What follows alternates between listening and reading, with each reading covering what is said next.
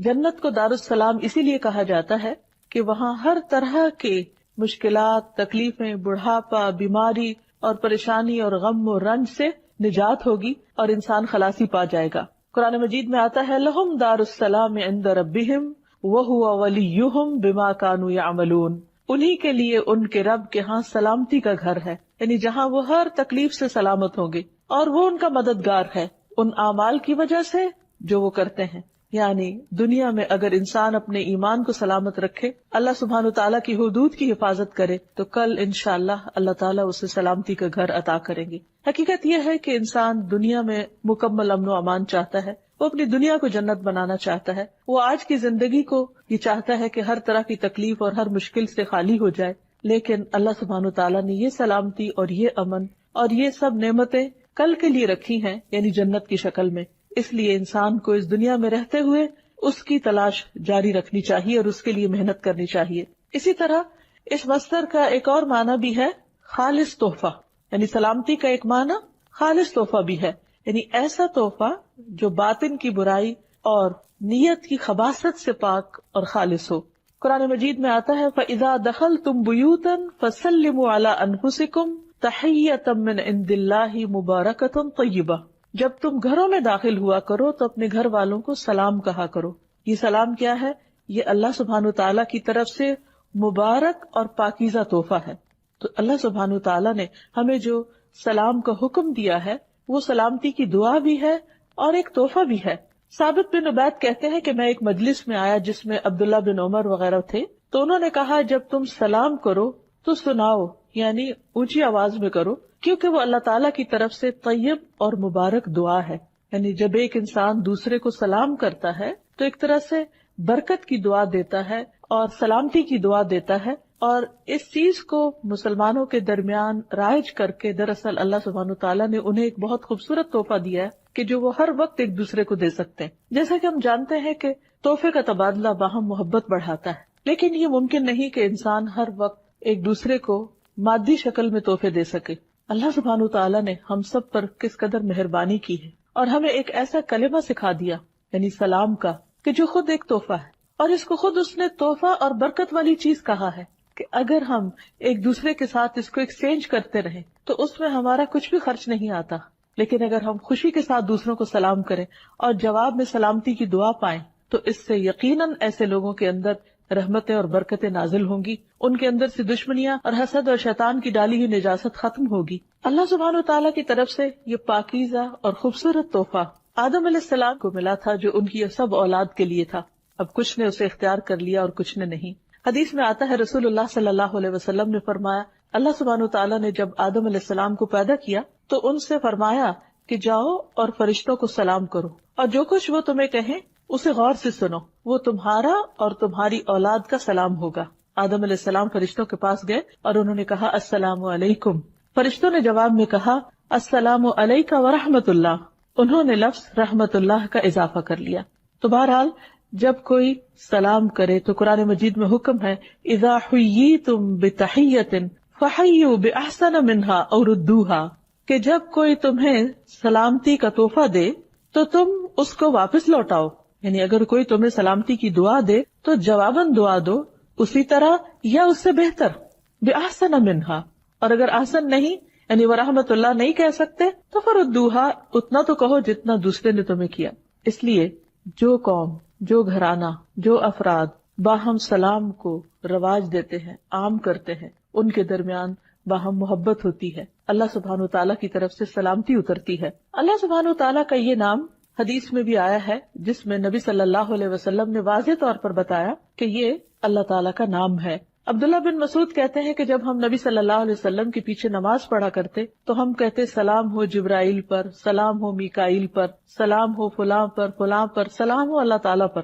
تو رسول اللہ صلی اللہ علیہ وسلم ایک روز ہماری طرف متوجہ ہوئے اور فرمایا ان اللہ هو السلام، اللہ تعالیٰ تو خود السلام ہے، یعنی تم اللہ تعالیٰ کو کیا سلامتی بھیجو گے، وہ تو خود ہی سلامتی، سراسر سلامتی، اور ہر طرح کی سلامتی اسی کی ذات کی طرف سے آتی ہے۔ اور وہ نہ صرف یہ کہ خود سلامتی والا ہے بلکہ سلامتی دینے والا بھی ہے۔ نبی صلی اللہ علیہ وسلم ہر نماز کے بعد 3 بار استغفار کرتے استغفر اللہ استغفر اللہ استغفر اللہ، اور اس کے بعد یہ دعا پڑھا کرتے تھے، اللہم انت السلام ومنک السلام تبارکت یا ذا الجلال والاکرام، اے اللہ تو السلام ہے، یعنی تمام عیوب سے پاک ہے، ہر کمی سے پاک ہے، اور تجھی سے سلامتی ہے، یعنی اس کائنات کے اندر جو کچھ بھی سلامت ہے وہ تیری وجہ سے ہے، اے بزرگی اور بخشش والے تو برتر ہے، بہت برکت والا ہے، تبارکت یا ذا الجلال والاکرام۔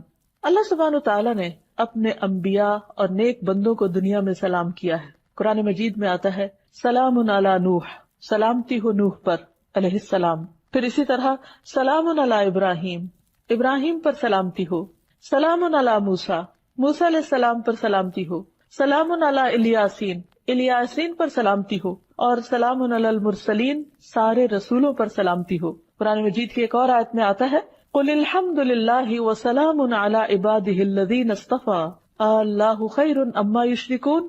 اللہ تعالیٰ نے نبی صلی اللہ علیہ وسلم سے کہا کہہ دیجئے سب تعریف اللہ کے لیے ہے اور سلام ہے اس کے ان بندوں پر جنہیں اس نے چن لیا، کیا اللہ بہتر ہے یا وہ جنہیں یہ شریک ٹھہراتے ہیں؟ اللہ سبحانہ وتعالی جو السلام ہے اسی سے سلامتی اور عافیت کی امید اور توقع کی جا سکتی ہے۔ وہی اپنے بندوں کو ہر طرح کے ہول، ہر طرح کے خوف اور ہر طرح کی پریشانی میں سلامتی عطا کرتا ہے، جیسی سلامتی اس نے یحییٰ علیہ السلام کو عطا کی، جس کا خاص طور پر اللہ تعالیٰ نے قرآن مجید میں ذکر کیا۔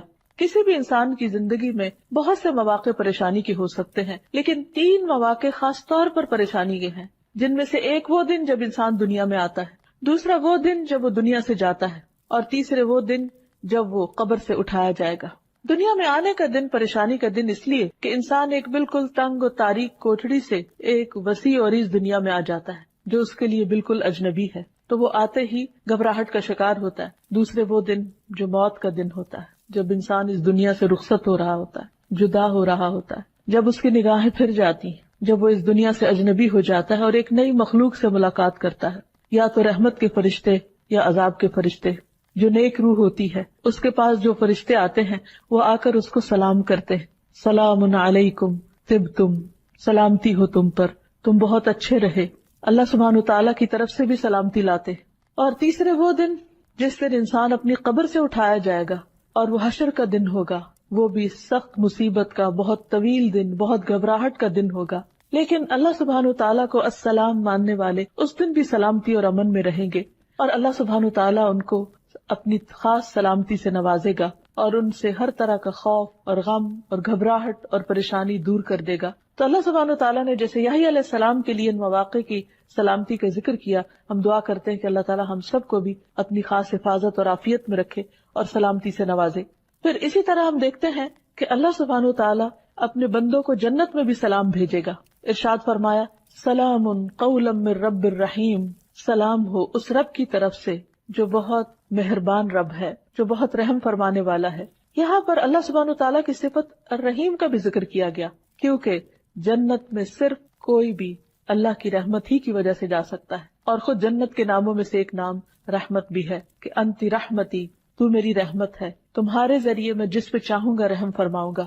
تو جو لوگ جنت میں جا چکیں گے تو اللہ تعالیٰ ان کو سلام بھیجیں گے، اولئک یجزون الغرفۃ بما صبروا ویلقون فیہا تحیۃ وسلاما، ان کو جنت کا سب سے اونچا بالا خانہ انعام میں ملے گا، یعنی جو صبر کرنے والے ہیں، اس لیے کہ انہوں نے صبر کیا، اور اس میں ان کا استقبال زندگی کی دعا اور سلام کے ساتھ کیا جائے گا۔ اسی طرح نیک لوگ جب جنت میں پہنچ جائیں گے تو ان کے چاروں طرف سے فرشتے حاضر ہو کر ان کو سلام کریں گے اور انہیں اس بات کی مبارک دیں گے کہ وہ کامیابی کی منزل کو پہنچ گئے۔ جنت کو بھی اللہ سبحانہ وتعالیٰ دار السلام کے نام سے پکارتے ہیں۔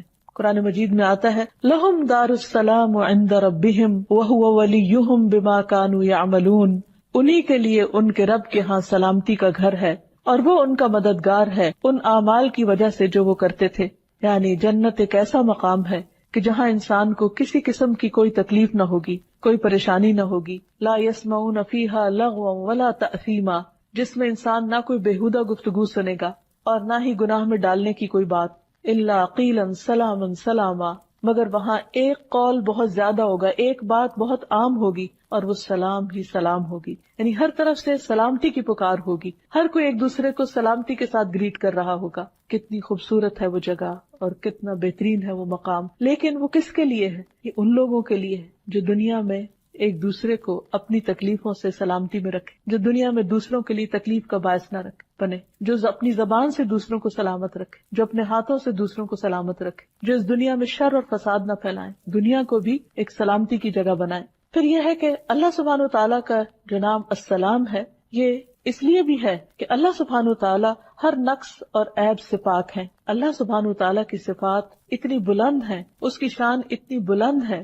کہ اس کے اندر کسی قسم کا بھی کوئی عیب نہیں پایا جاتا، اور اسی لیے وہ سلامتی کو پسند کرتا ہے. اس نے ہمارے لیے جو دین پسند کیا اس کا نام بھی اسلام رکھا، جو پھر اسی روٹ یعنی سین لام میم سے ہی ہے کہ جو شخص اسلام قبول کر لیتا ہے وہ سلامتی میں آ جاتا ہے، اللہ تعالیٰ کی رحمت میں آ جاتا ہے. قرآن مجید میں اللہ سبحانہ وتعالیٰ فرماتے ہیں وَرَضِيتُ لَكُمُ الْإِسْلَامَ دِينًا، میں نے تمہارے لیے دین نے اسلام کو پسند کیا، یعنی اسلام کو بطور دین تمہارے لیے پسند کیا. پھر اللہ تعالیٰ جو انسانوں کو ہدایت کی طرف بلاتا ہے تو اس کے لیے بھی فرماتا ہے وَاللَّهُ يَدْعُو إِلَى دَارِ السَّلَامِ، اللہ تمہیں سلامتی کے گھر کی طرف دعوت دیتا ہے. یعنی اگر تم اللہ کی مرضی کے مطابق زندگی بسر کرو، اس کی اطاعت کرو، اس کی فرما برداری کرو تو تم سلامتی کو پہنچو گے. پھر اسی طرح ایک اور جگہ پر فرمایا قَدْ جَاءَكُم مِّنَ اللَّهِ نُورٌ وَكِتَابٌ مُّبِينٌ يَهْدِي بِهِ اللَّهُ مَنِ اتَّبَعَ رِضْوَانَهُ سُبُلَ السَّلَامِ وَيُخْرِجُهُم مِّنَ الظُّلُمَاتِ إِلَى النُّورِ بِإِذْنِهِ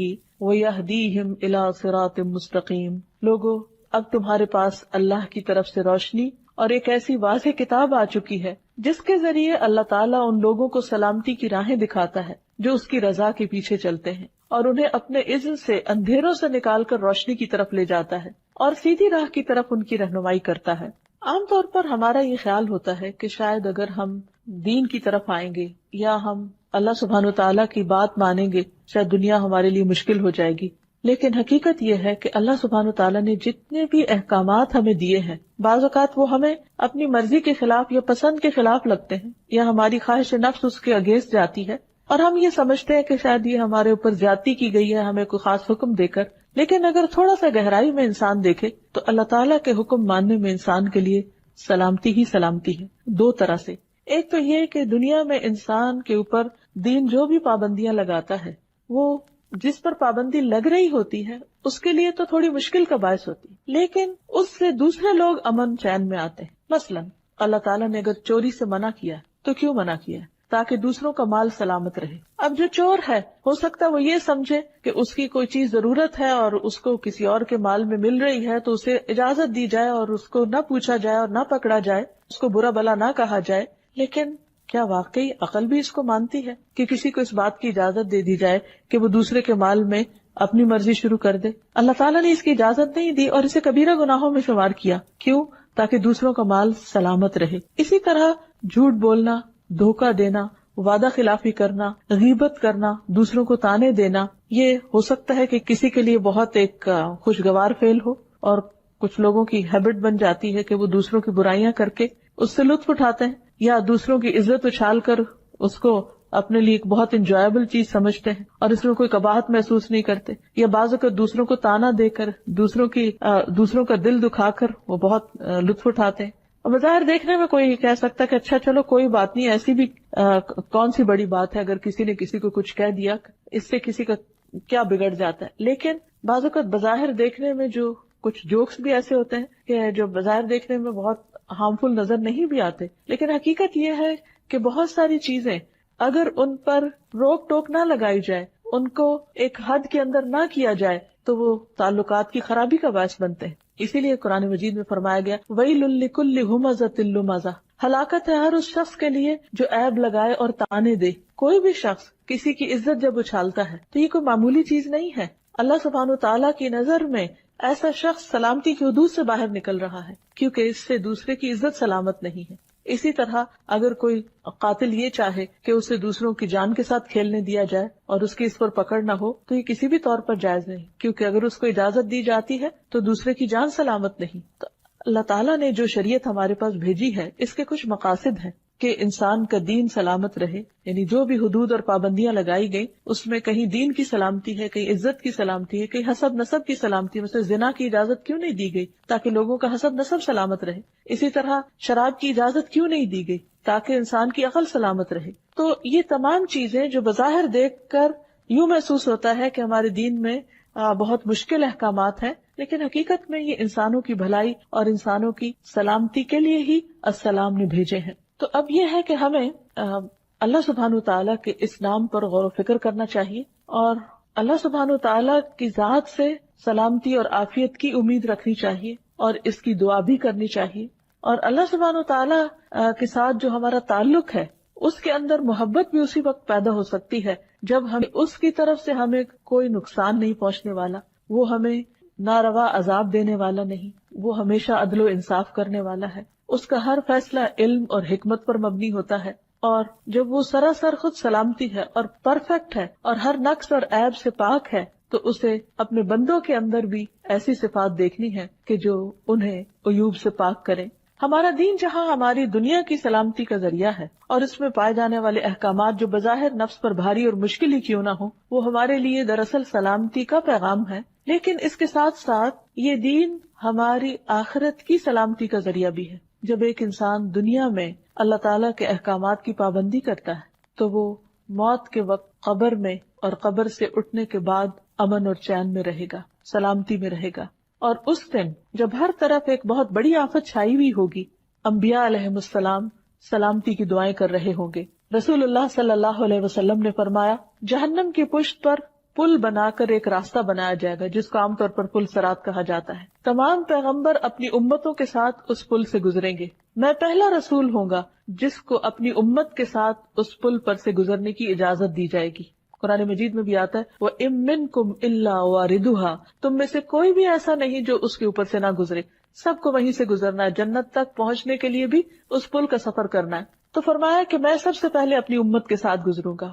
اس روز انبیاء کے علاوہ کوئی بھی اور بات نہ کر سکے گا، اور انبیاء بھی صرف یہ کہیں گے، اللہم سلم سلم، اے اللہ سلامتی دے، اے اللہ سلامتی دے۔ یعنی وہ بھی ایک بہت گھبرا دینے والا، پریشان کن مرحلہ ہوگا کہ جب وہ، جیسے کہا جاتا ہے کہ بال سے بھی باریک اور تلوار سے بھی تیز وہ پل ہے کہ جس کے اوپر سے سب کو گزرنا ہوگا۔ تو ایک اور روایت میں بھی آتا ہے صحیح مسلم کی کہ تمہارے نبی صلی اللہ علیہ وسلم پل صراط پر کھڑے ہو کر کہہ رہے ہوں گے، رب سلم سلم، اے رب سلامت رکھ، اے رب سلامت رکھ۔ یعنی انسان اس گرنے سے، کیونکہ وہ جہنم کے اوپر لگا ہوا ہوگا، تو کوئی ذرا بھی اگر لغزش کھایا یا جس کے پاؤں اکھڑ گئے، وہ پھر سلامت نہیں رہ سکتا۔ تو نبی صلی اللہ علیہ وسلم کا یہ دنیا میں تو ہم پر خیر بہت سارے احسانات ہیں ہی، قیامت کے دن بھی اپنی امت کے لیے ان کے بہت سے احسانات ہیں، جن میں سے ایک یہ کہ وہ پل صراط کے پاس کھڑے ہو کر جب ان کی امت گزر رہی ہوگی تو سراسر سلامتی کی دعائیں مانگ رہے ہوں گے۔ نبی صلی اللہ علیہ وسلم نے فرمایا، پھر ایک وقت آئے گا کہ بندوں کے اعمال انہیں چلنے نہیں دیں گے، حتیٰ کہ ایک شخص آئے گا جو چلنے کی طاقت نہیں رکھتا ہوگا اور اپنے آپ کو پل صراط سے گھسیٹتے ہوئے گزارے گا۔ اس کی اور بھی تفصیلات ہمیں احادیث میں ملتی ہیں کہ کچھ لوگ بجلی کی تیزی سے گزر جائیں گے، ہر کوئی اپنے اپنے اعمال کے مطابق گزرے گا، کچھ لوگ پانی کی رفتار سے، کچھ ہوا کی رفتار سے، کچھ اونٹوں کی رفتار سے، کچھ پیدل چلنے والوں کی رفتار سے۔ اور یہاں جو بتایا گیا کہ ایک شخص اپنے اعمال کی وجہ سے اتنا، یعنی اپنے برے اعمال کی وجہ سے اتنا بوجھل ہوگا کہ چل بھی نہیں سکے گا اور گھسٹ گھسٹ کے وہ پل پار کر رہا ہوگا۔ تو اس لیے اللہ تعالیٰ سے دعا کرنی چاہیے کہ اللہ تعالیٰ ہمیں اس دن کے ہول، اس دن کی گھبراہٹوں اور اس دن کی پریشانیوں سے محفوظ رکھے۔ لیکن اس کے لیے دنیا میں اللہ سبحانہ وتعالیٰ کے احکامات کی پابندی ضروری ہے، دین اسلام کے اندر پورے کا پورا داخل ہونا ضروری ہے، تاکہ ہم یہاں اور وہاں دونوں جگہ سلامتی پا سکیں۔ نبی صلی اللہ علیہ وسلم ہر نماز کے بعد تو سلامتی کی دعا کرتے ہی تھے، ہر مہینے کے آغاز میں بھی سلامتی کی دعا کرتے۔ جب چاند دیکھتے تو فرماتے، اللہم اہلہ علینا بالیمن والایمان والسلامت والاسلام ربی وربک اللہ، اے اللہ ہم پر اس چاند کو خیر، ایمان، سلامتی اور اسلام کے ساتھ طلوع فرما، اے چاند میرا اور تیرا رب اللہ ہے۔ یعنی جب انسان نئے چاند کو دیکھے تو سلامتی مانگے، جیسے کوئی نیا دن شروع ہوتا ہے، نیا مہینہ شروع ہوتا ہے۔ پھر اسی طرح ہم نماز کی حالت میں بھی سلامتی کی دعا کر رہے ہوتے ہیں، جس میں التحیات للہ والصلوات والطیبات السلام علیک ایھا النبی، یعنی ہم جیسے قرآن مجید میں ہمیں حکم دیا گیا کہ ہم نبی صلی اللہ علیہ وسلم پر سلام بھیجیں اور درود بھیجیں، تو ہم ہر نماز کے اندر ہی یہ دعا کرتے ہیں، التحیات للہ والصلوات والطیبات، السلام علیک ایھا النبی ورحمۃ اللہ وبرکاتہ، السلام علینا وعلی عباد اللہ الصالحین۔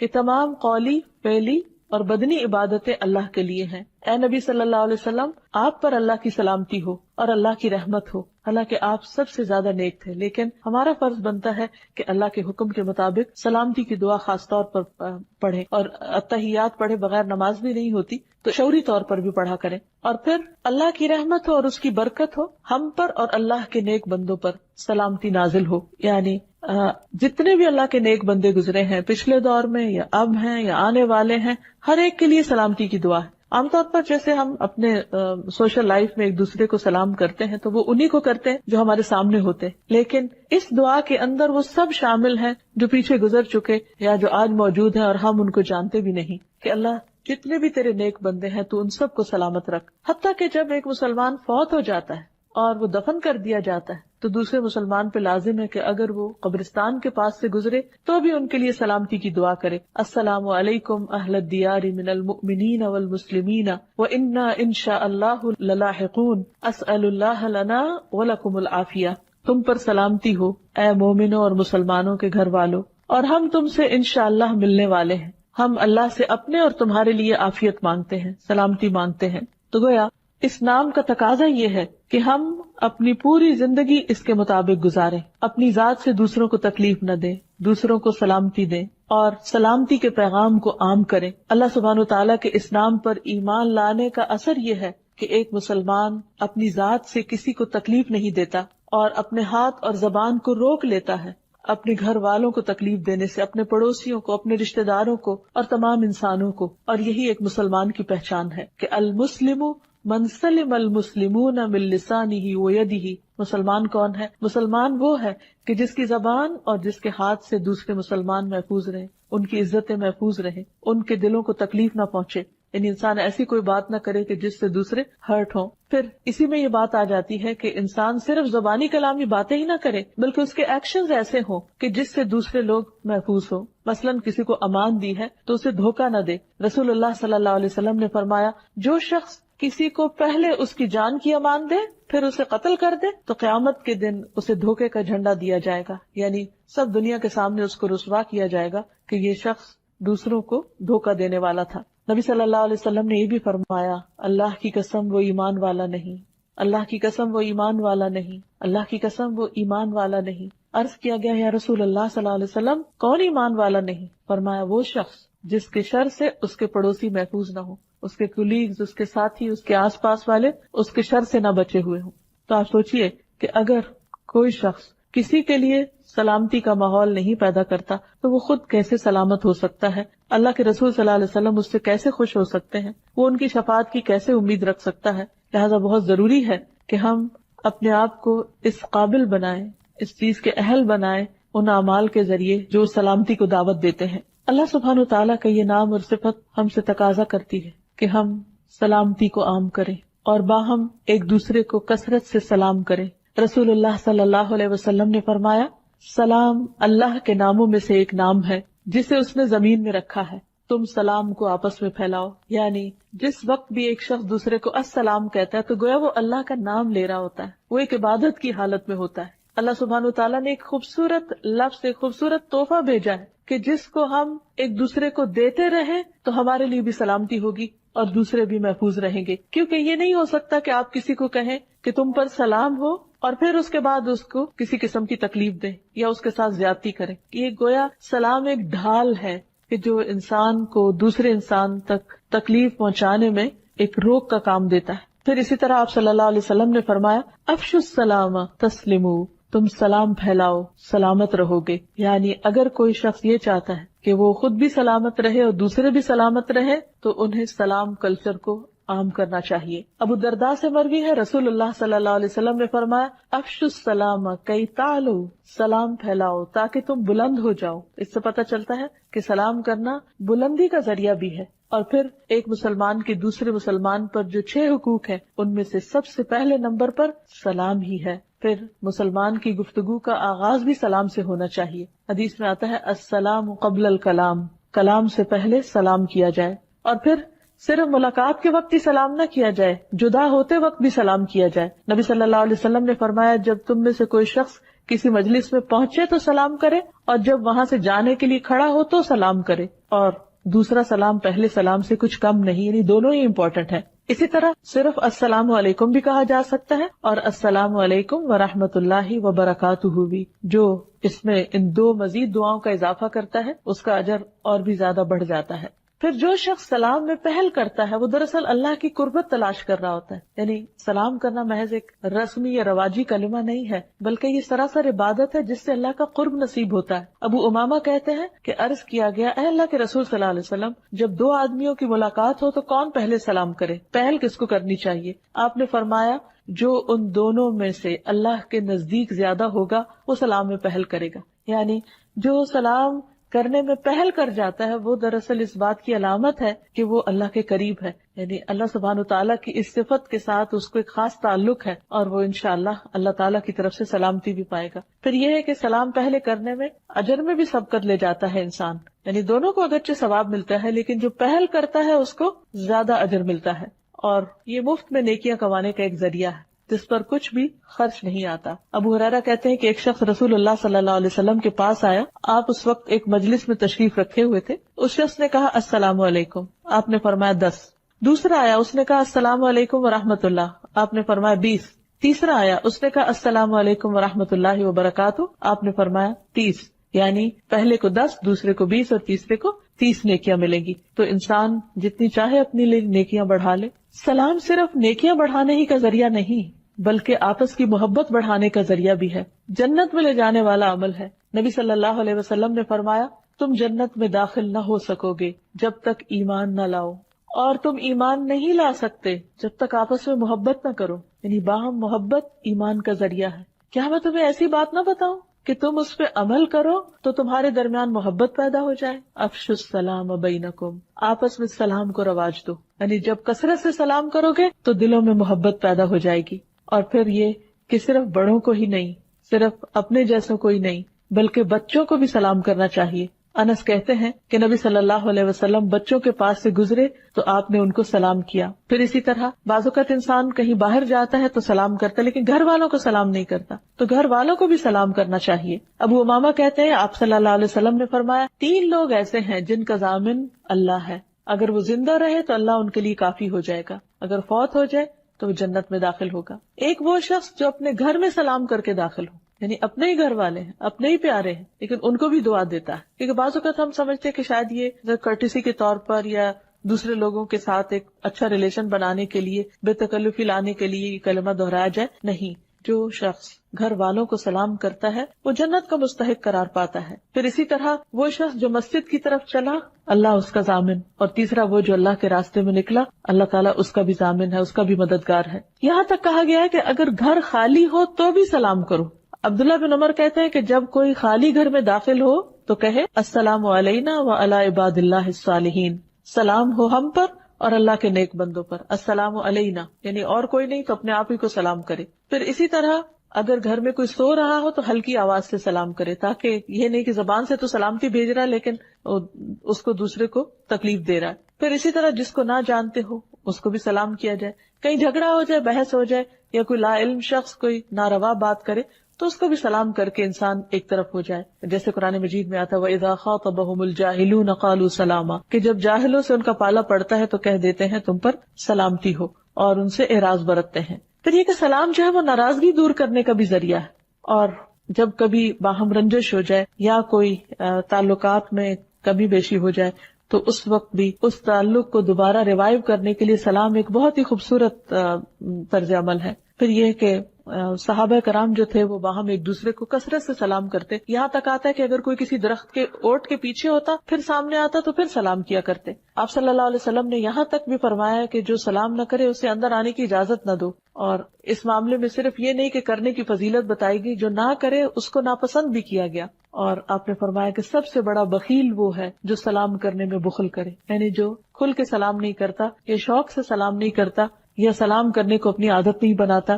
رسول اللہ صلی اللہ علیہ وسلم نے فرمایا لوگوں میں سب سے زیادہ عاجز وہ ہے جو دعا کرنے سے عاجز ہے. یعنی جب اس کو کوئی ضرورت پیش آتی ہے تو وہ ہاتھ نہیں اٹھاتا، اللہ سے مانگتا نہیں.